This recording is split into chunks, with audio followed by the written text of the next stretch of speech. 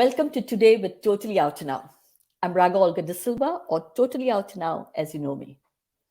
India is currently debating same sex marriage equality rights.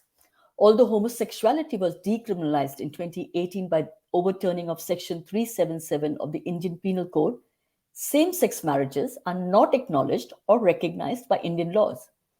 The centre has also opposed to any recognition of same sex marriages, as you know. The Supreme Court has recently constituted a 5-judge constitution bench to hear petitions seeking to legalise same sex marriage. The hearings begin tomorrow, 18th April.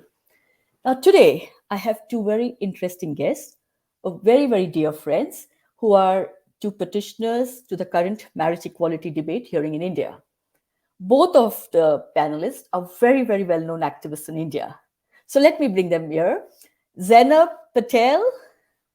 Zainab, hi, my Mangalorean sister. Hi there. So Zainab is a transgender woman, a social entrepreneur, rights activist, and inclusion catalyst. She has extensive work experience in the civil society and policy sector in India and at the Asia Pacific region. Zainab, we're looking forward to having your views and have lots of conversations, and you're looking nice and bright today. Thank you so much, Raga. Looking forward to this wonderful conversation. Thank you.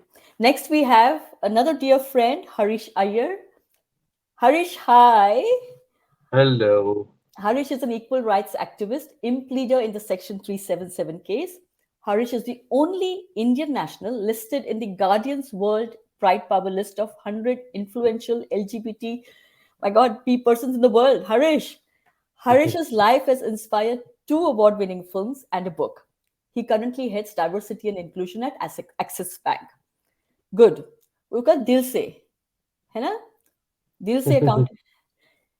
So I'm going to start this. I'm expecting this conversation to be very lively, as the Same-Sex Equal Petition, Marriage Petition Act is going to be as well. Now, I'm going to start with Zainab. Zainab, you were one of the first petitioners to file the petition, as I understand. No, I wasn't one of the first petitioners, but I was one of the petitioners who filed it in the Delhi High Court. And I was in the first batch of petitioners that filed it. I think I was about the 4th petitioner in the case when the case was listed in Delhi High Court. And then later last year, in the last quarter, I think by December, we made a transfer petition for all of these petitions to be clubbed together and for the hearing to start in the Supreme Court of India. Sure. So I'm just going to ask you a little question which a lot of us keep talking about. We talk about same-sex marriage rights. And the media seems to be talking about same-sex marriage rights. The law talks about same-sex marriage rights. So what do you think? Should we be calling it same-sex rights, same gender rights? Is there a nomenclature to be used which is different? I think among the various nomenclature which is ever evolving on a day-to-day basis, we should just talk about marriage equality and not calling it same sex, because idly now that there are also trans people or people on the gender non-binary spectrum in this case as petitioners. It's not about sex, it's also about identity and expression. So when we're talking about same-sex marriage, it does a little bit of disservice to all of the petitioners who are not looking at themselves in the same-sex spectrum, but rather looking at themselves at the intersection of identity and expression, etc. And just like all other people, trans people like me who are part of this petition are actually aspiring for loving and committed relationships that are both recognized by law and in the spirit of this constitution. And here we are not looking at a religious aspect or a cultural aspect. We are looking at constitutional safeguards across that makes us just about enjoying the same rights as an equal citizen, not making us second class or third class citizens in this country. So is anybody talking to media about this though? Because everything in the media talks about same-sex rights, same-sex marriage rights. I think the media needs to be educated on the language that they use. But I guess in the entire jamboree and run up to the marriage equality case hearings, there have been people have been using different kinds of language. I am not sure. I wouldn't like to paint the entire media as using language which is outdated or not correct in both in terms of practice and acceptability. But then there is the vernacular press, and there are people in the mainstream media who may not really be aware how same sex marriage is actually different for what does this term mean for different kind of people. I just don't think we made, both as community or as those in the legal fraternity, a well thought through exercise of educating the media on this aspect. So this is something which has been problematic on both ends. Sure, because I think it is very important for us to use the right language. We're all learning the language, and Harish and I have had a long conversation about this because, our pronouns, for instance, and Harish, that is why I want to come to you next, because your pronouns are he, she, and you're gender fluid. So when you file a petition, how does that operate for you? And can you just shed more light about the petition and you as a non-binary person as well? I think gender and sexuality are evolving phenomena. They are not static at a time. So one could recognize their gender at whatever age of their life. Okay, and to add to what Zainab was speaking about, I mean these all are identities and identities in a spectrum. There is no one point to point out. It's what I tell you my identity is. That is the universal truth. It's not what you assume my identity is. That is the truth. So when people would jokingly, I know there's some snide remarks that people would pass at me, and they would say things like, "Oh, so you were he, and now you're he and she. Tomorrow, are you going to be she?" And I'll just smile back and tell them, "Probably yes, but you'll know from me. You don't need to know this from anyone else." Okay, so the entire idea of gender and sexuality, gender, sex, first of all, people don't know the difference between sex, gender, and sexuality. People don't know what intersex people are. They would often say, "Oh, my daughter was born transgender." Okay, I've heard this so many times because how did you recognize that your daughter was born transgender or your son was born transgender? So these terminologies are very difficult for people because they don't make the choice of trying to unlearn what they have learned from so many years. They're not difficult otherwise, but they're difficult for us because they don't make an attempt to unlearn what they have learned and to learn these things. And language is an evolving phenomenon. Like, for instance, I know they're very well-meaning journalists who used to use the word choice for, we respect their choice Yeah. as if we made a choice. Like Nicola and you made a choice one day of course, you made a choice to be out about it. You made a choice to stand true to yourself, but you didn't choose your sexuality. So what it implies to the larger context is that you chose your sexuality. You chose, like, you had 15 genders and you went and chose one gender. There were like five sexualities and you went and chose one. So I think there is a lot of work that we need to do as society, as different parts of society, whether it's media, whether it's activists like us, or whether it is the corporate world. I think we need to do a lot of work to that. But I'm okay if people are willing to acknowledge and they're willing to come up the learning curve. If they're not change resistant, I think that's a good place to start, even if you're using the long language. Sure, sure. So do you want to talk a little bit more about your petition, the petition that you have filed? So my petition is under the Special Marriages Act, and the entire idea is, there were a lot of these religious petitions that were out. Um, so good luck to them, and I totally feel that every religion should recognize all kinds of relationships because history. Uh, History is proof to is witness to the fact that there is nothing that unites all religions as much as homosexuality and gender does, because they all get united against us. So we'd love to have each of those religions come on our side. But jokes apart, I think that personally for me, it was important that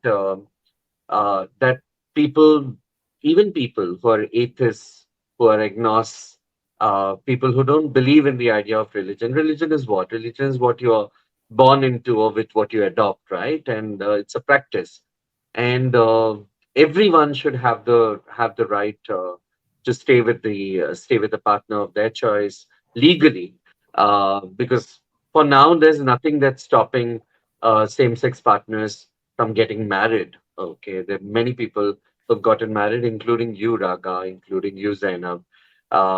So I think that uh, nothing is stopping marriage per se, but the fact that we don't have other rights, and if that is also going to be dictated by by religion, so does it mean that if I'm Hindu, I will get to marry a person of my gender, but when I'm Muslim, I'm not? What happens to interreligious marriages? What happens to, and do I tomorrow start looking for a Hindu boyfriend for myself to marry, or what do I do just because I wanted to get recognized? So the whole idea was to evolve beyond religion, whereas I believe every religion should sanction marriage, and that's the premise of the whole thing. Sure. I mean, in a rare show, no, of unity, leaders from all of India's main religions, Hindu, Muslim, even Catholics, Jain, Sikh, have opposed I the think I union. think we are the best unifiers. I mean, we are the national integration people. We should just get us out in the streets, get us married so that you all can break your heads together, get united and plot. And several of them are saying that marriage is for procreation, not recreation. And then those kind of comments that you hear in the Well, media. I mean, I don't know. I don't know how they would have sex then, So if it's not for recreation, do they look at cycles when the woman is more fertile and the sperm is most motile, and do they have sex at that time? It'll be a good. I'll love to peep into their records on how they do that. If it's only for procreation and not for recreation. Oh, I've heard that on one national television as well recently. This woman shouting at the top of her voice saying, Do you know why people get married? Do you even understand?" And she screamed loudly and she said at this person, she said, "It's a license. Marriage is a license to have sex." And I was just like Oh. bewildered, saying, "Yeah, yeah, national TV." Nobody even stopped her from saying something like this. But Zainab. So, how do you feel when constantly, even the center has said this, and this is their main point of argument, that marriage is a union between a biological man and a biological woman? How do you react to that? And therefore, what are the main points of your petition? I think this entire argument, which has been taken by the government of India, essentially the Ministry of Law, in coordination with the Ministry of Foreign Affairs, etc., the stand that they've kind of brought in is biological man and woman. Now they try to, at one stroke, try to get everyone out of the ambit, because by bringing in the argument of biology, they try to keep out the trans people as well. See, my personal belief and my assumption works on this fact that after decriminalization, realization of rights, and living truly freely in an intimate, recognized relationship requires you to move on to the next phase of it. Now, whether one chooses to get married, whether one doesn't choose to get married for whatever reason, social sanctions, individual homophobia, transphobia, self-directed hate, there are many things that can be deterrents. I think for a person like me who talks about biology, who specifically in the context of child challenging biology, because in the Nalsa judgment, the test of a person's gender is not biology, it's psychology. They said it is self affirmed. Now, when you go back, you cannot reverse the judgment to suit a current day thinking within the lawmakers. And when the lawmakers essentially come back and say, let it be referred to people's decision. What am I? Am I a tree? Is Harish a plant? Is Raga a UFO from outer space? We are people. We have opinions because these are our lives at stake. And majoritarian logic cannot trump over minority rights. I think that's the beauty of the Constitution. And that is what has been held by various judgments of the Supreme Court. that we need to look at constitutional morality, not individual religious, cultural morality when it comes to safeguarding one's right. And when one looks at judgments like Navte Johar, when one looks at judgments like the Puttaswamy judgment, when one looks at the Hadia case, when one looks at the Nalsa judgment, and subsequently many other judgments which reaffirm the right to equality, the right to privacy, to autonomy, so on and so forth, it comes to light that when you're talking about this, all of those judgments will lose its relevance or its overarching nature when it comes to if you lose this logic in court. Also, the fact that when you're talking about when I read today's newspaper, it talks about a certain urban elite that looks upon marriage equality. I think if I were to reverse that logic and question the government, why is it that LGBT people migrate? We are the biggest migratory population in India and globally because we are forced to leave our homes, our cities of birth, to come to metropolitan cities, hopefully, in order to find safety, in order to find intimacy, to find corporates who are willing to employ us, and to be able to live our lives like everyone else does. So I think that entire logic needs to be turned over its head. And today, if they tell me that I'm not a biological woman, then what am I? I can't be a semi or a non biological woman because there is no mention of that either in the Protection of Transgender Persons Act or any other judgment or law that has been promulgated by the judiciary. So I don't know what is the logic of bringing something like a non-bio. And exactly like Hari said, when you're talking about procreation, what happens then to all of those women and men who cannot procreate? Should we send them to Timbuktu or not recognize their marriages? Because I don't think there's a standard definition of what a biological man or a biological woman should be. I so agree with you. There are so many conversations that's going around, this banter that's going around, and it is quite disturbing actually. And that's why, Zainab, I'm just going to still stay with you on this. What are the key points in your petition? What are you petitioning for? So let me bear some facts to you in front of you and this audience. See, as a trans person, when India was still battling decriminalization, on January 14, 2016, I and my partner went to South Africa and got a civil union done. I did not wait for India to decriminalize me. While I was transitioning, my passport still had my gender marker as male and my documents. And when I transitioned, I took on my partner's name and surname as my identifier because it gave me easy access to probably opening a bank account, to probably sharing property together, to covering my partner and his parents, my monster in laws for that matter, um, in my insurance coverage. And the case that I'm trying to make is that in one aspect where you are talking about protection of transgender persons, what kind of discrimination realization will the government need to kind of say that the statements that you are making in court is absolutely contrary to the law that you passed with absolute majority in the Lok Sabha 3 years ago? Sure. Wow, that's powerful. I really, I'm just when people ask me these questions, because someone actually, when I put the poster out there, Zainab with your name and Harish's details, and I actually had people who asked me, so it's like, oh, but I thought it was same sex marriage equality rights. Why? What is Zainab doing in that? No, genuinely, this question was asked to me. So And I just have yeah, one more thing to yeah. tell you. I and my partner separated before we filed for the Delhi High Court. But because we separated and we still separated in mutual agreement and cooperation with each other, we decided that we will use a marriage case.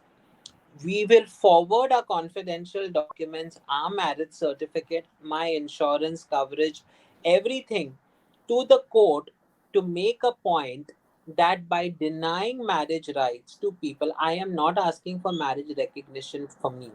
I am asking as a trans woman for recognition across the spectrum that what you are doing is the absolutely antithesis of equality. It's the absolute antithesis of just and fair behavior. It's the antithesis of what you ratified in the ICPCR in 1979 as India. All of these, the Covenant of Protection of Civil and Political Rights, it's in direct controversy to that. Plus, it's in direct controversy to just about everything that our founding fathers put in the Constitution of India. And hence, when we go to the court, we are not asking them to confirm marriage rights. We are asking them to confirm our marriage rights. Excellent. Wow. So I hope the audience and those people who have asked me this question, I know there were three who came to me with that. Please, I hope you're listening to this and understand the viewpoint of Zainab and the other petitioners as well. Harish, I'm going to come to you. Interestingly, last month, as you know, 21 retired High Court judges suddenly had an opinion, and they put forward this point saying that marriage, same-sex marriage, would have devastating impact on children, family, society. And they even sent this open letter. And then, of course, the Psychiatric Society then came and also showed their own solidarity. But in that IPS letter, there was something that one thing I found problematic, and I'm just going to say, give my opinion on that. One So in thing, that, just no, one one thing. one of the things, because I actually look at it from a parental sense, right? For me, my lens is like I'm a mother. I've raised children in a marriage and in a relationship of 16 years with another woman. So not that I'm an authority on it, but I know when they say that people from the LGBT community should be very careful and should raise their children in a certain manner. We always raise our children in a certain manner, but isn't that for all the parents to be kind to their children and to make sure that they treat them, not to discriminate, not to be biased, not to be judged? So can you just I just want to understand this. What are your thoughts? Is this really genuinely going to have devastating, or is going to create havoc in society if you choose to marry, Zainab is married, if my marriage is going to cause havoc? I think first I'll speak about your question about children. I think that was indeed offensive, and there are so many children languishing in orphanages across the length and breadth of the country.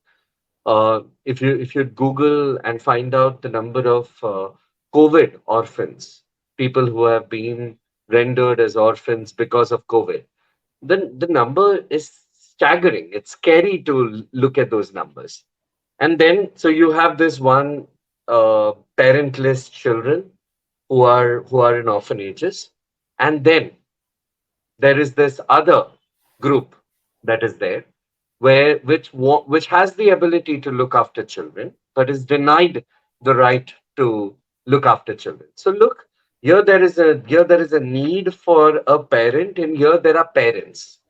And because of and there it's a proven fact. I mean, if you research any, because India doesn't have research of this kind, we need to rely on Western research for this. If you research about American children who have been brought up by same-sex parents in America, I have friends who live in America and various other places who have been brought up by same-sex parents, and their children are either the same or sometimes even better, because the parents themselves are protective about the fact that they could be bullied, they could be told something, so they take extra care, they take extra. And here you're making, they know that what it entails, what having a child and raising a child entails. It completes their family, so they work really, really, really hard, and they really look after their children. Forget children. I mean, Zainab's cat just made a cameo over here. I have cats and dogs in my house, and I'm bothered that, okay, after they die and when I have the next cat, I'm going to get a senior cat because I'm going to be touching 50. I mean, of course, I've got some time for 50, but in another 5 years or 6 years, I'll be touching 50. So just in case I pass off, I'm thinking about my age when I'm thinking about looking after a pup or a kitten. Okay, so imagine how calculated I would be when I'm looking after a child. So I think because we have been ostracized, because we don't have, we have never been shown. Again, she comes. Just let her be. Let it be. We don't mind. Really, we don't mind. We don't mind the children being around. Oh, my doggy is just sitting quiet right now. I think my dog is also gay, lesbian. So, so one of the things that we have learned is that, you know, we know that the dangers exist. Dangers exist for all children, but the danger exists for our children more than other children, not because of us as parents, but because of society at large. And whose responsibility it is to create awareness in society so that no children suffer, no children have to languish in orphanages, no children. Who's responsible? Who takes the onus of that? Of course, I can take the onus of people around in my area, but who takes the onus of it as a whole, and whose responsibility? Then one of the things in the Section 377 verdict, when the verdict was out, it also put the onus of creating awareness and a safe space on the government. How much of work has been done regarding that? How many safe spaces have been created, and they adequately funded, not just created, but adequately funded, adequately taken care of right till the end. After that was my dog Sonia, adequately taken care of later. So I think these all are things that we need to take into consideration. It is not parents who create gay parents who create a homophobic society or a scary society. It is the parents, it's the world and society at large, and we all need to work towards a world where any parents, as long as they're looking after their children well, should Yeah, be taken care of. It I should be agree with should be allowed to take care of those I children. I agree with you. I think children, as I keep saying, all they need is love. They need safeguarding. They need protection. That's it. And my children, for instance, my daughter said to me very recently. She said, "Do you know that I have to come out straight?" Now they've been brought up right by two women. So someone actually asked her in our presence, "Are you a lesbian?" Because you've been brought up by two lesbians. So she says, "I have to come out straight every time she starts dating. When she's been dating a boy." She has to tell them, listen, I am straight, I'm not gay, and has to convince them. Now, you see, so that's one. And two is my question, Harish, when it comes to these kind of conversations about children, and Zainab, I want also your opinion on this. I feel that why do I need to carry the torch of being a perfect parent anyway? the Exactly. Why are you putting the responsibility on two women or two men or two trans people to have a perfect family? Our children will be as dysfunctional or as functional as any child. Let them be. Why do you by even by saying the way they put this IPS put the statement, it bothered me. I said, like, no, actually you're not doing this right. You want to say something, ask people who are actually parents who live this life, you know but Zenab, what is your view on this? Frankly speaking, I think this entire thing is very outdated about parents because I was born to, say, quote unquote, a perfectly biological man and woman in a cisgender heterosexual relationship, and it didn't make me a transgender woman. So, I mean to say, I did not come from Mars, or I was not airlifted out of another planet. So, for me, even responding to something like this is absolute stupidity in today's context. But let me try and answer this question slightly differently. I think there is this extreme phobia about minoritism, and I'm saying this with extreme responsibility, that's driving people crazy across the world.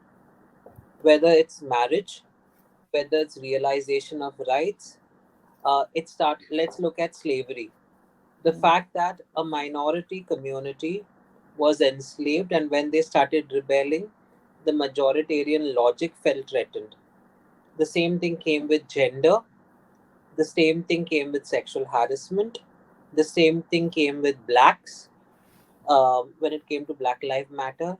The same thing came with realization of LGBTIQ rights, or for that matter, second world, third world countries, so on and so forth. I am not going to fall into the trap of talking about who raises children better, heterosexual or homosexual. My parents raised me to the best of their ability. And if I am given a chance to mother someone, and I think the way society sees us is we only become good parents if we are able to get something like them out. I already have kids of my own. I'm already a grandmother today at 43. I already have more than 50 kids who are part of my family, who are part of my life. Um, and I don't need society to tell me that only if I adopt someone from you or be a good parent. I think the fact is that I take care of my kids. I have employed 15 trans people. I take care of their lives, their livelihood, and I don't need a certification from any child protection agency to tell them that this is the kind of role a good parent should be playing. So they have their opinion, they can keep it to themselves. No one has asked them for it. Sure. And So we're not tomorrow, talking about adoption, we're talking about marriage over here. yeah, We will yeah. come to adoption also at a given appropriate time. But today we are talking about marriage equality, and let's stick to that at this point of time, because I think all kind of divisionary tactics will come into place when it's not about family and protecting the society. Then it will come to protecting the culture, then it will come to protecting the religion, then it will come to protecting the motherland, and then it will you'll also come to protecting the environment. Maybe we are causing the ozone depletion over India. No, but I so agree with you. I mean, I think they're going to very soon run out of excuses. I'm sure they will. Oh, yeah, Sonia is also wanting to, I think, come on board. Yeah, she's welcome to, by the way, Harish. Harish, I'm just thinking, so what's going to tomorrow? We're talking about this hearing, 18th of April. Now, what does it mean? I mean, if you're people just watching this, ordinary people like us who don't understand what's going on, they say, oh, there's a hearing tomorrow of, five judges are going to sit and they're going to deliberate and they're going to listen to arguments. But what does that mean? What's going to happen? Well, there are going to be conversations. It means that everything that's going to be uttered over there is going to get documented. It's going to be a part of history. Um, there are going to be two sides to it, in the sense that many people have been asking me also, is the verdict going to come tomorrow? I said it's not going to come tomorrow. It's just they're going to begin the hearings, so which simply means that there is, there's always a 50-50 chance for both parties. I mean, on our side or this side which is opposing us, we feel very strongly about this, but they feel passionately about what they have to say as well, and they should be heard in a parliamentary, in the court of law. They should be heard. They should be given a chance. We might disagree with them completely, vehemently. Okay, we might think that they don't have their opinion doesn't matter, but it matters in the court of law. They should be heard. They should, and I hope that over time they, they rethink their stance. But similarly, they are also thinking that over time we would rethink our stance, right? So I think that uh, there will be a lot of things which would be offensive to both sides that would be said, because there would be one side which would be petitioning on, there's this huge army of people who are intervening. You are intervening and petitioning. Zainab is petitioning, and we have many petitioners right now. All of them put their heart and soul into this, and um, so there is going to be argument. We all are going to get called on television channels. Everyone is going to look for clickbait articles will be out tomorrow, uh, and glad for that. I'm not somebody who's this thing, because Zainab and I have lived in an India where we used to come in the fifth page or sixth page in one corner, one dingy corner of the newspaper, and that's all the space that was given to them. One of the things that's going to be very clear right now is, even for political parties and individuals who are speaking like this, there is going to be an uprising of the young within these political parties, within every political party. The young are not going to take this lightly. They are going to voice their opinion. They are, and not the urban elite, Elite. but everybody who's young and who Both believes sides, in right? democracy. So, and Both both sides, sides, both both sides. sides, but more on this side. I would believe, uh, because anyone who's logical and who is standing up, upholding the rights of individuals, will stand on our side. That's my firm belief, and this will be a lopsided thing where there will be there's a uprising of the young which is going to happen within political parties, even political parties that oppose us. I've Sure. been speaking to a lot of them because it's not that political parties that oppose us or the government, they don't have queer people. Everyone has queer people. They've just not come out, and you haven't created a safe place for them to come out, or they have to oppose this because they don't want to come out because they were the uh, best way to cover is to just start beating the same people that you're standing against. Sure.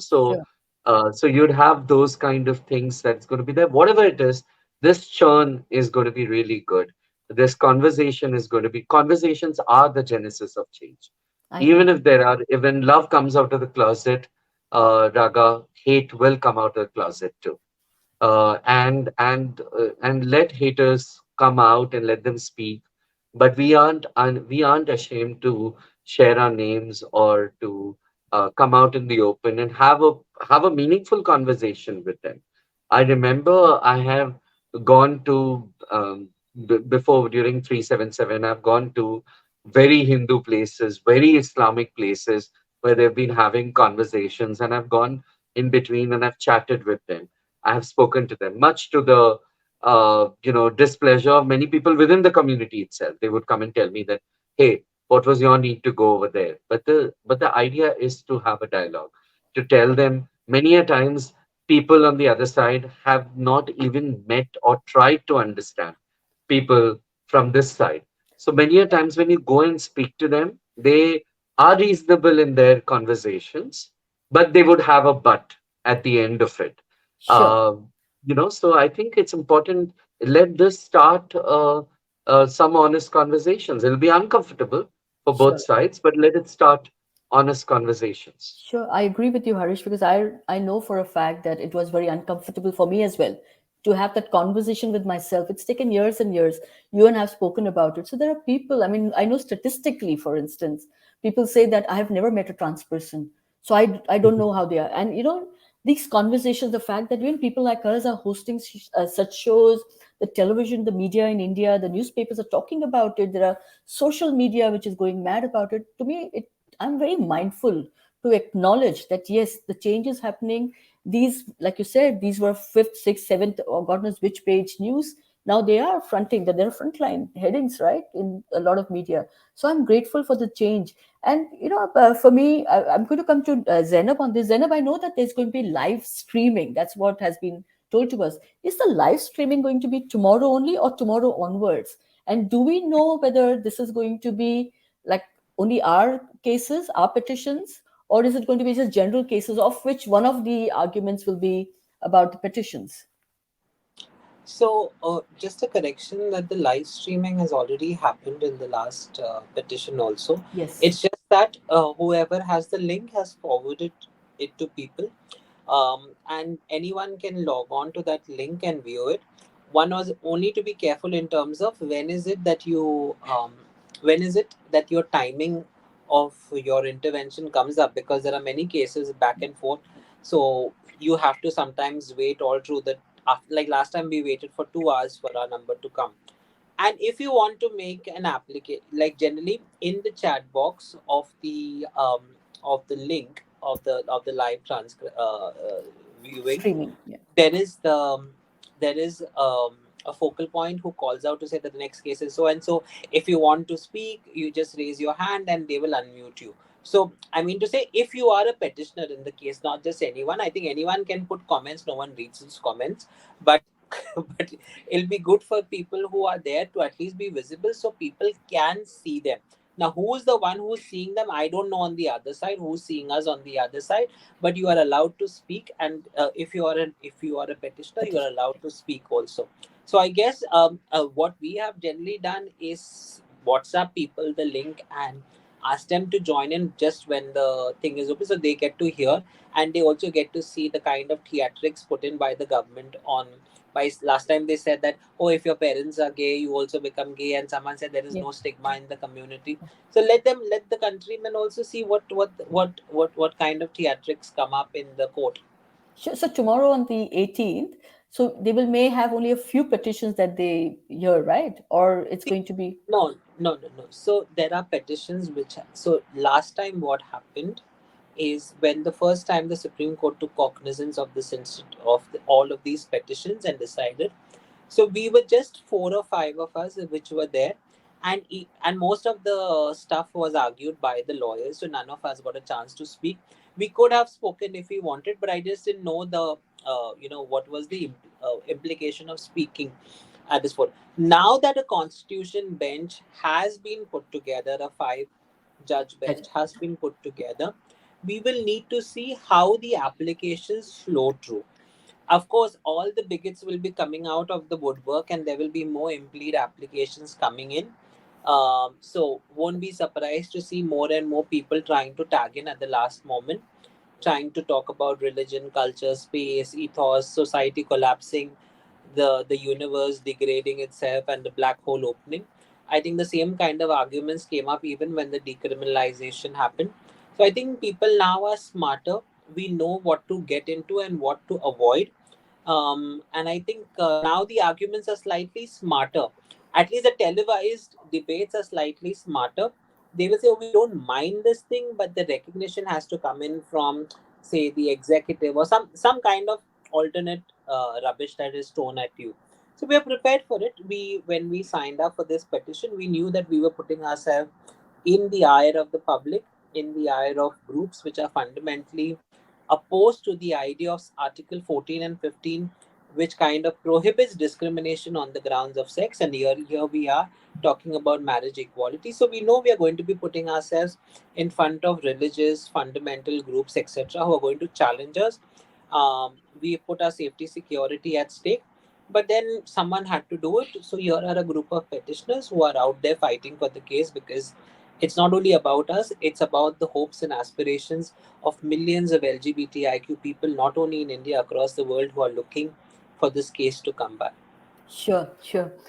Because a lot of people have asked these questions. Oh, it's being streamed live, like it was streamed live last time. What happens? In fact, a couple of media channels who called me asked me that, oh, is tomorrow, are they going to have a response for everyone? Are they going to? I said, no, no, that's not going to happen. We're going to start tomorrow. And so thanks for that clarity. A lot of audience listening in, watching will want to know. Now, I'm just going to read a few comments before I come to the closing of this. I have a few more questions for you both. So, fantastic comment from Manju Patel Nair. She says, thank you, Harish, for this focus on language.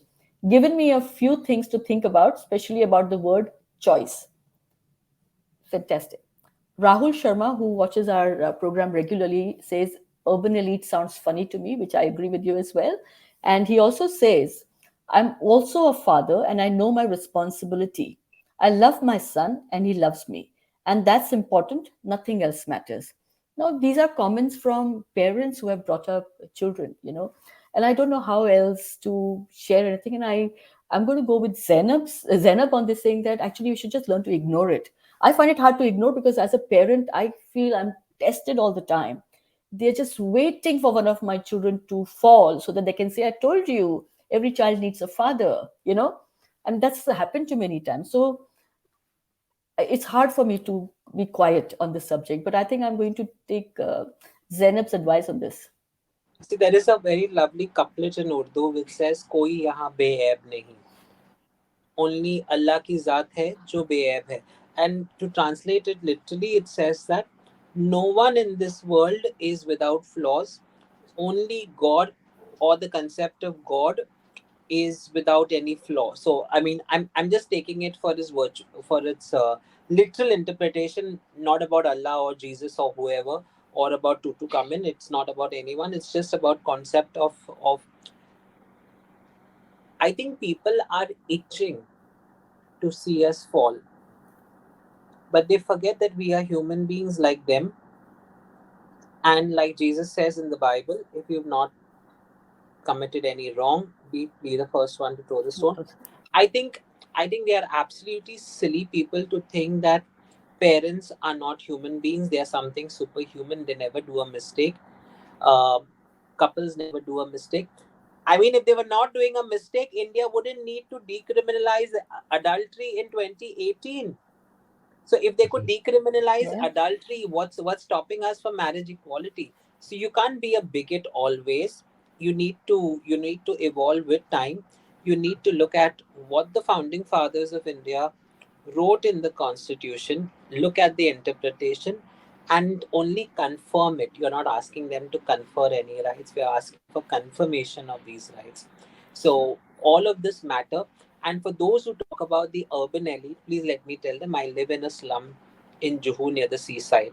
So yes, I'm an urban elite slum dweller. Thank you, and live with that. Thank you for clarifying that. Seriously, I don't know where they come up with these terms. I just don't understand. Like I say, I think very soon they're going to run out of excuses because people as like us are not going to stop, is it? Nobody's going to stop us now.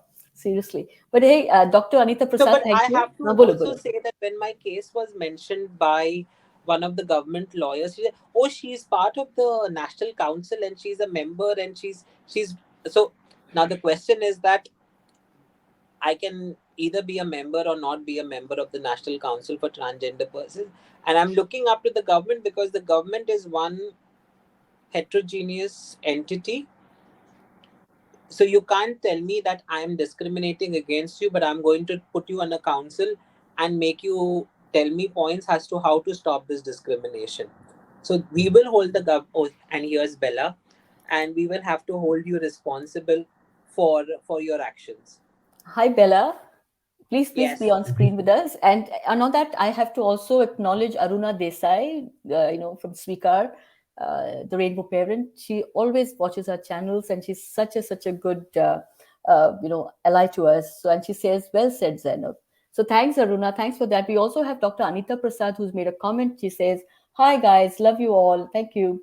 As I know, there are more than a dozen lawyers across India filing on each case, and I can imagine a combination of so many aspects how these are being argued in favor. Oh, I don't know whether any one of you have a response to that. Harish?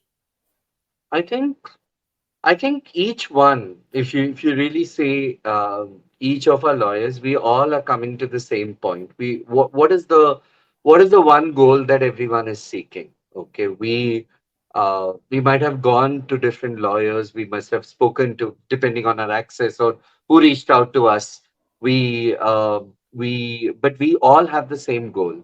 We want recognition for our relationships, right? We all might have different sets of arguments, which is very good, but we all are having the same argument. Our end goal is the same. So there is unity in that aspect, which is again very rare when you really speak about the legal fraternity as well. But there is unity in terms of what we exactly want in the end, what we want the end result to be. We don't have different visions of the same thing. So even people who are fighting for uh, uh, a religion or something of that kind, they still want people from their religion to get married. So I might agree or disagree with that, but the goal remains the same. So they don't work against anyone else's intent. So one of the things is the heterogeneity within the so-called, because everyone brackets LGBTQIA plus in one this thing, but we all are very different. We all are very distinct in our thinking and what we want. But one thing that we are clear about is that we want no discrimination and we want to live. And I don't know if my partner and I am going to get married. Is there going to be marriage for all the petitioners? We don't know. We are doing this because it's important that tomorrow when young India gets up as queer people, when they get ostracized from their family and they walk into each other's arms, and one of them lands up in some trouble, the other one is able to pick up this person up, whether it is in terms of insurance, because insurance is left to the mercy of a few, though there are organizations which are waking up and they're doing something about it. It's considered a privilege for the heterosexual people, whether it is about a very simple thing as and pandemic was showed the signs of that. When you had Zainab and I both have had, I'm sure Zainab has also heard of stories where you've had people who are at the deathbed and the partner is there who can't give can't remove the ventilator off. Even the privilege to die peacefully is denied to us in these circumstances, because we get thrown out of our families. We we have not. Okay, we are in loving families, but if we don't use our privilege, the fact that we have a semi cushioned life, so to say, in comparison to someone coming from some village and being thrown out and pushed, migrating to a bigger city and finding a space over here, not finding a house over here. uh, so if by being public advocates we aren't able to do that much, then I don't see a reason why we should be shining all the light on us anytime, or except the light that is that shines on us most of the times as well. So I I'm gonna think the onus is on all of us to sure, stand up and to do something, sure. and that's why we are out here. We might not be the direct beneficiaries also, but for generations to come, this should not be overturned, and we have a five-member bench for that, and I hope that this never gets overturned, ever, ever. But is that going to be a reaction in the parliament? Possibly yes. Is that going to be some drama? I've been getting messages, random WhatsApp messages from well-meaning people saying that, oh, you have put all your name and details out there. Are you going to get this thing? And I would ask them, I said, are you fearing for my life, or are you threatening me politely? Yeah, Okay, so I think all of that will happen, but we have come out of the closet and there's no going back. sure. And we Now, have come out in support and there's no going back now. it's a We're very only good going to get point. better. Harish, you've made a very good point, very valid point that, people are thinking, oh, petitioners are petitioning for themselves. And Zainab, you also pointed this out. You're petitioning, I'm an intervener as well, for, if not for us, for the larger community that we are part of, our families that we are part of. And for the future, I'm really keeping my fingers crossed. Someone, like I said on the other show as well, someone said to me, "Yaar, aram karo na, UK mein, why you want to get involved in all this?" And said you're all out there, you don't know how dangerous it is. I mean, of course there is. I mean, we know that. I also get all these weird messages from people, but the point is that when I get on a plane to India, my marriage is not recognized. And I also know there are a lot of people who are married here, Indian women who are married, or Indian men who are married, or Indian people who are married, and our marriages are not recognized in India. So therefore, the same problem that you just spoke about, which has happened in my family, in my life, as you know. If I went to India, something were to happen to me, I'm going to happily say wife, then we can't take medical decisions on behalf of each other.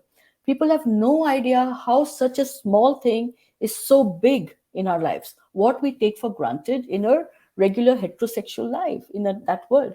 That's one. I have a very interesting question from a friend of ours, Neeraj, who you know as well. I think Harish, Lotus Visual Production.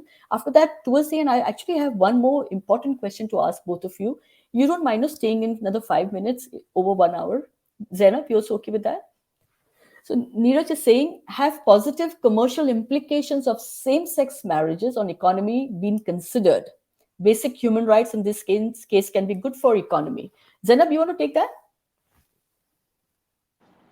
I'll take that question. So, very frankly, I don't think this government is ever interested in the economic implication, because when we used similar studies done by Lee Badgett, the World Bank, and others, when we talked about the socio-economic cost of LGBT inclusion, and that included a point-wise increase in the GDP, no one took attention of it then. But I think, see, here the issue is I'm not going to mollycoddle it by talking about the economic cost. I'm going to talk about the straight human cost of not allowing us to be in loving, intimate, legally recognized relationships. And I don't think I need to substitute that or to complement it with an array of other factors which will obviously come into place.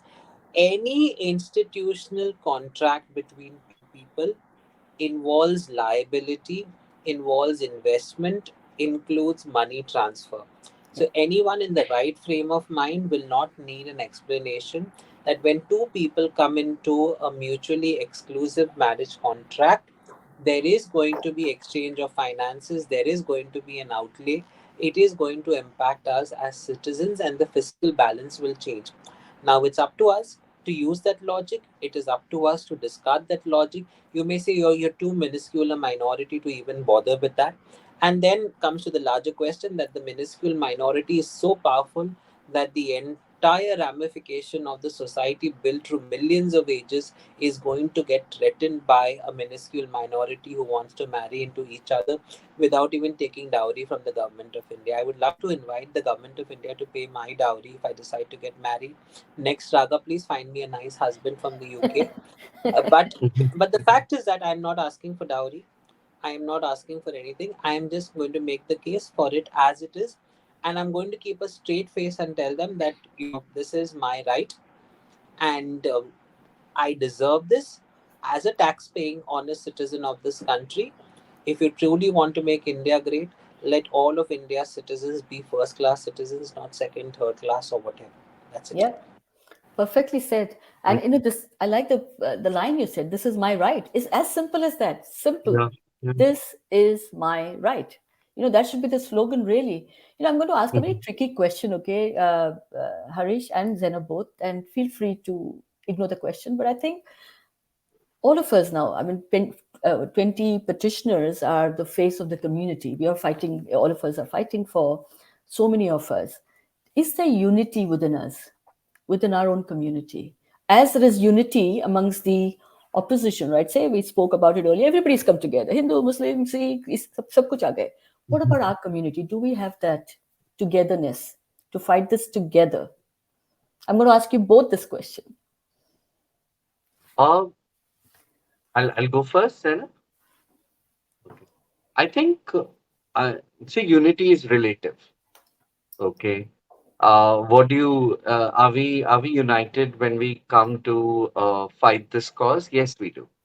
But is there are there divisions between us? Yes, there are. Okay. The truth is that we do not because that's precisely what we are fighting for. We do not subscribe to the idea of homogeneity. We do not subscribe to the idea of one thought, one idea.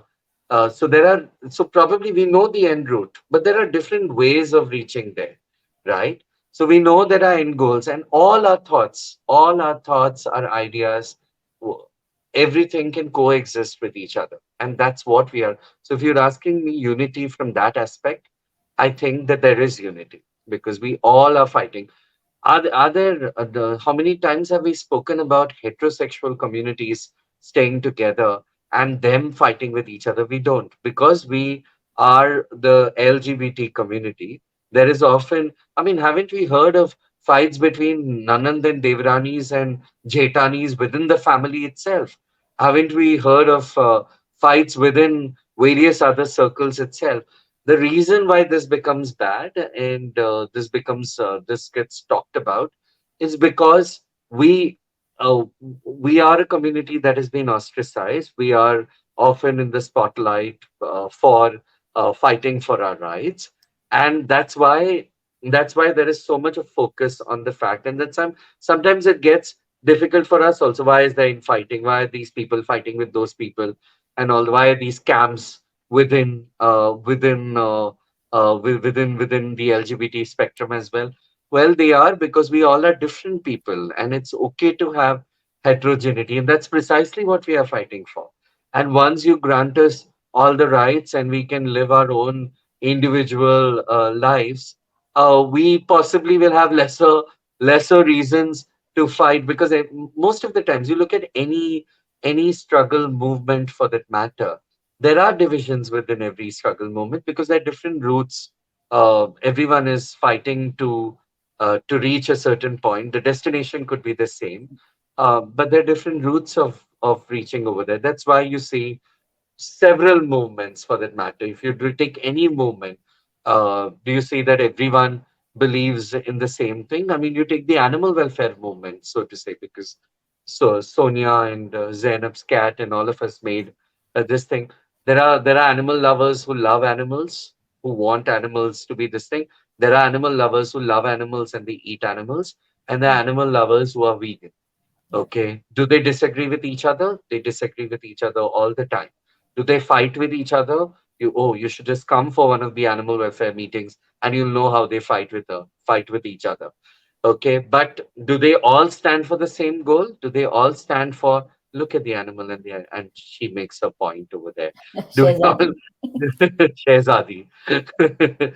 So do they all fight? Do we all have the same goal? We do have the same goal. So the Sure. thing is, this division is good. It's good because that we don't live in a homogeneous society. Sure. So we don't agree with each other all the time. Sure. But are we civil with each other? Do we come out and do we support each other when we need to? We do, and sometimes we don't also. It's okay.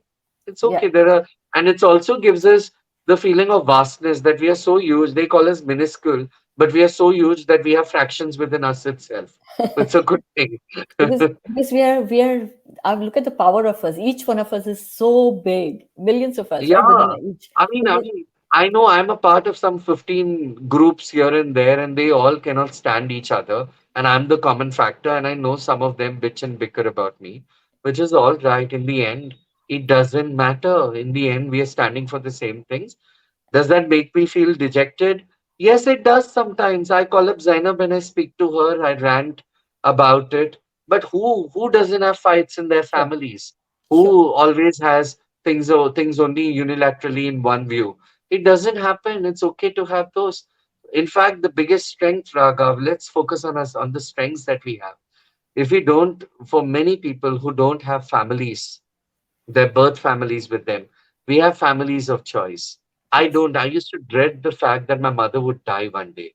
Today I don't because I know that I'll have people within the community with whom I can stay, with whom I can call. I can call someone my child, I can call someone my boyfriend, I can call someone this thing. But we are complete families, even in our incomplete selves as perceived by the world. We have complete families. I have at least 10 friends whom I can call when I'm in crisis, and Zainab happens to be one of them. I can call people when I'm in crisis. I know that they'll reach out for me. I know that they will stand for me. And that's all that you need. That's Sure. all that you need. Do we I agree every time? No. If we really open our boxes, Zainab and I will also disagree on 20 things.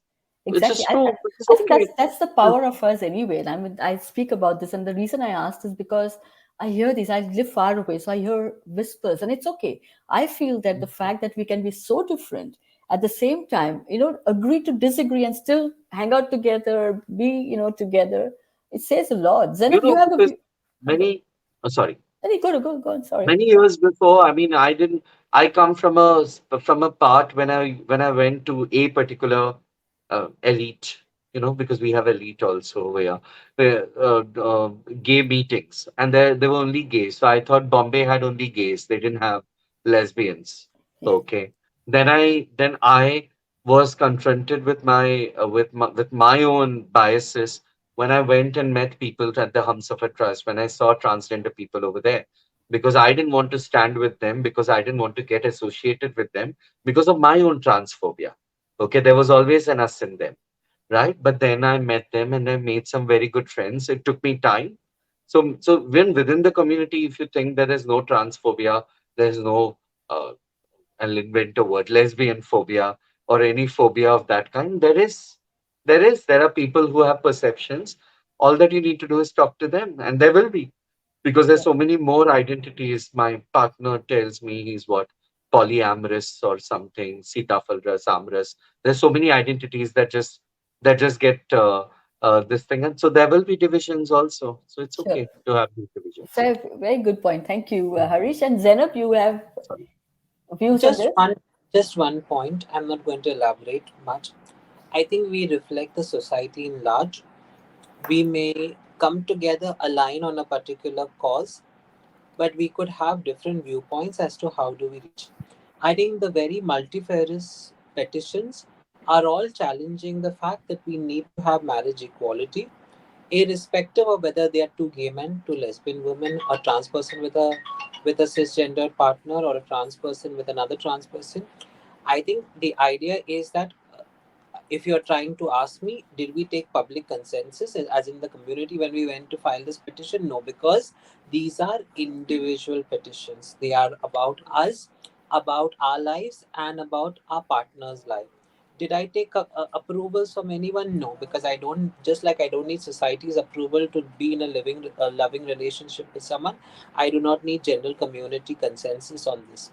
Yes, and we could approach and we mirror the society and we mirror the heterosexual cisgendered society. So, with all of their bifurcations, all of their difference of opinions, their lifestyle, we still cohesively at least make an attempt to live as a society. I think this petition and all of the other petitions have been similar, that we have different viewpoints as to how we want to reach the summit. Some of us may use arguments which may appeal to a segment of people, appeal to the emotive side, appeal to the academic side, or might just make pure sense. Some of us may have different arguments. So I don't think any consensus development. It Sure. is a personal story. If you ask, is marriage equality everything that LGBT couples in India need? The answer is perhaps no. But is it something that we see it as a felt need coming out of select people? Yes, and we are that fraction of select few people who are talking about it. Sure. Someone might say, let's talk about anti discrimination. Someone might talk about, say, inheritance.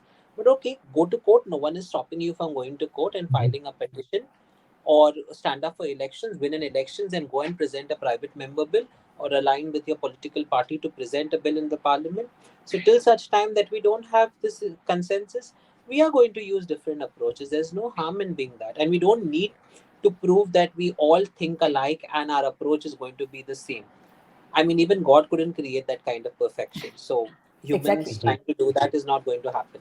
Perfect. So I'm going to ask one last question, final question, very important question, because we are talking about same-sex marriage rights, marriage equality rights, and very important. Harish, I'll start with you, and then Zainab, you will end it for us. So, Harish, what is the outcome you're expecting from these petitions? I think the only outcome that the court will recognize, because court will recognize that any two individuals, okay, I would go to the extent of wishing that any number of individuals, but that's not going to happen.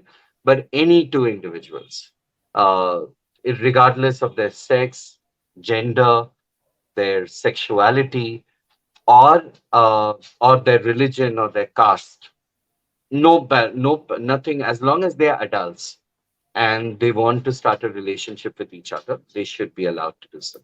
I Sure. think that's the outcome that I'm expecting. Where removing, I in fact, I want to be inclusive of heterosexual people also. Okay, so I don't think we require two different laws.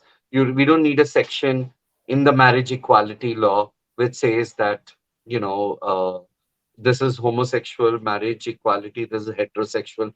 We're just saying any Yes. two people who are falling in love with each other, who wish to start a family, should be allowed to start a family. That's all. And this, what will happen? And of course, people are asking about what will happen after this, and after this, you'll ask for more rights. Of course, we will. Of But course. now our debate is about this. Let's speak about this right now. This Brilliant. right now. Brilliant. Zainab, what about you? What is the outcome you're expecting?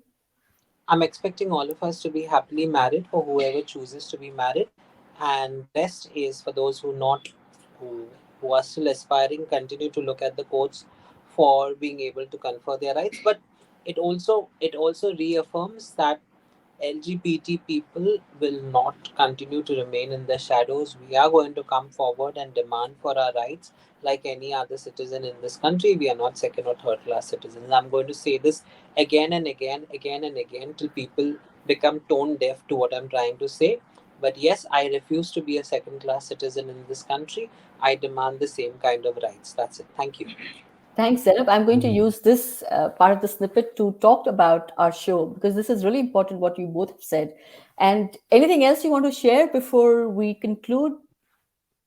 we've done, yeah, I think Harish? all of us should say a prayer that the judges listening in use their logic, use the humanity within their hearts to grant something which this community has been fighting.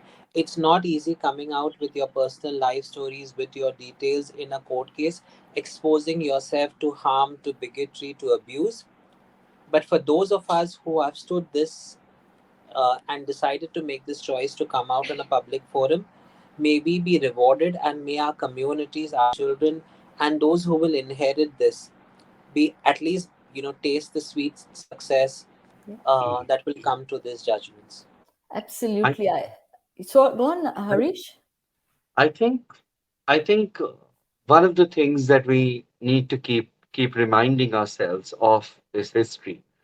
uh, that on the whether it's the what are the judgments that we have fought for, the fights that we have had in the courts for so many years, and so many people have fought those fights.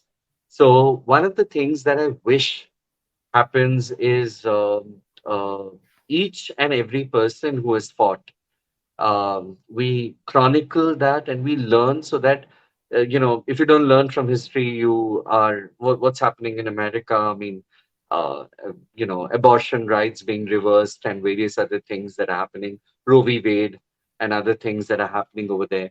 I think it's important for us to be grateful to history. To be grateful, you might disagree with many people, but to be grateful for the fact uh, that we have reached here because of the hard work of several people, several invisible people, Yeah, invisible people who are also invincible, due to which we are here speaking. We stand on very tall shoulders. Many of them, many of the names that we might not even recount, we might ourselves forget. But it's not really about us. We possibly had the ability and had the privilege to put our things, put our names out here too. But there are several people, everyone who's sitting in a hutment and watching this case with their eyes filled with hope, who have mustered the courage to stand up against an entire community and hold the hand of someone whom they love, and to tell that person, tell the entire world at the risk of getting killed, that they love that person. These are stories which we'll never hear. Many of these stories would also be buried, not just metaphorically but also literally, in various graveyards of history. I think these are stories that we need to remember.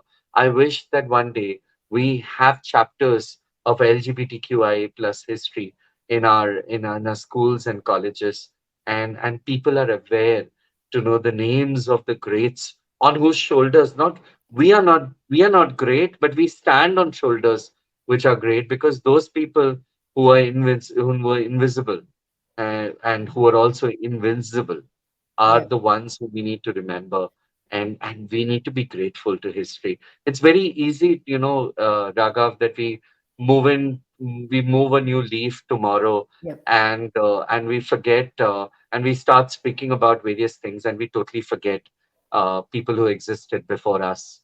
I think it's for us to stand up for them and with them. Sure. Sure. I think we have Zainab has dropped off for network issues, but beautifully put, Harish, beautifully ended this whole conversation about marriage equality that we're all fighting for. I'm actually taking away many, many things, but two things that stand up out for me is one is prayer. Yes, let's all pray. We need to have a prayer, and two is gratitude. So important to feel that. For me, I remember I lived in New Zealand, as you know, for many years. Now I live in the UK. Both countries have fought for this right and have given legal recognition to same-sex marriages. And I'm just thinking to myself, I remember thinking, ये India में कब होगा? And I remember saying this, Harish. I remember saying this very clearly. It is not going to happen in my lifetime. So the fact that we are sitting here at this pivotal moment in our lives, to me, like I said earlier, I'm very mindful of the gratitude that I feel. And so thank you for also work. Like you've worked relentlessly for the community, and Zainab and like I, yeah, Aruna and so many of our I families. think. I think Zen, I think Raga, the most Indian thing to do is to accept people the way they are. Exactly. We, the most constitutional thing to do is to respect people the way they are. We are not asking for more. We are just asking for the respect and recognition of our lives and our relationship. Nothing more. That's all Absolutely. that we're asking for. We don't want to topple the world. We don't want to destroy your marriages. We in fact want you to have happy marriages so that you don't bother with our marriages. That's all that we want. You Exactly. just have your own happy marriage. We will come to your heterosexual pride parades and we will dance in your heterosexual pride parades. Absolutely. I hope Uh, that happens. we'd be happy for you to come to our pride parades, our LGBT pride parades. But if you don't want to, we are not forcing you, we're not dragging you out of your homes. I got dragged last week to attend a marriage function, a heterosexual pride parade. But we are not dragging you to our pride parades at all. Sure. Just be and let us be. That's Thank all that we're asking for. Beautifully said, Harish. As usual, like I say, there's so much I learned from you, and thank you so much. There's a comment from Rohit Talwar. He says, I hope more people listen to both of you talk. I hope the respect and love you incorporate in your arguments is noted by more Indians. We need that for more social acceptance as well. Thank you, Rohit. That's a really fantastic way of ending this conversation. As usual, we could have spoken a lot more, but we will Mhm. do this. We'll come back again when things are progressing. I think we will definitely have you back to know what's happening in India. You are our India contact. For those who have joined in, thank you for the audience participation. Thank you also to our partners, Lotus Visual. Thank you very much. Digital partners, Digital Fix, and our community partners, the Gay Indian Network in the UK. Thank you also to Nicola, the producer of Newsroom. And of course, once again, thank you very much to the audience.